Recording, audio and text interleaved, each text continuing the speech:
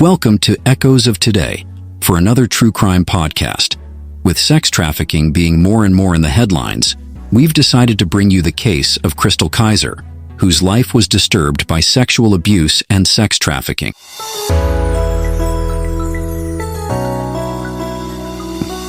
Chrystul Kizer's story is one of resilience and tragedy, set against the backdrop of a justice system grappling with the complexities of human trafficking and abuse.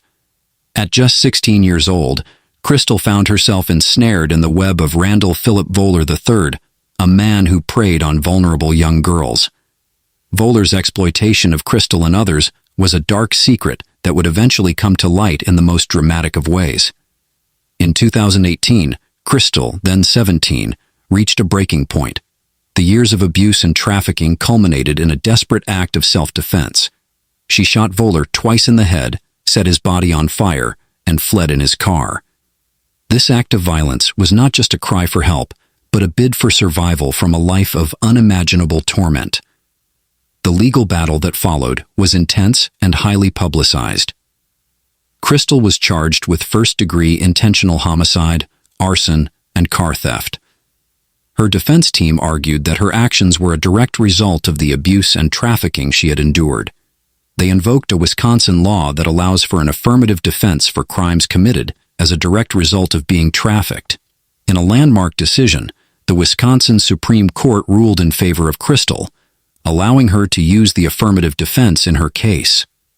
This ruling was a significant victory for victims of trafficking, highlighting the need for the legal system to consider the circumstances that drive such desperate actions.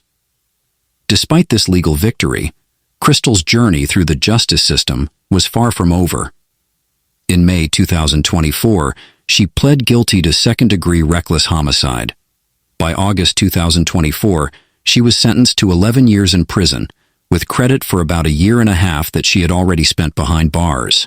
This outcome, while tragic, underscores the ongoing struggle for justice and the protection of vulnerable individuals within the legal framework. Chrystul Kizer's case remains a poignant reminder of the harsh realities faced by victims of trafficking and abuse.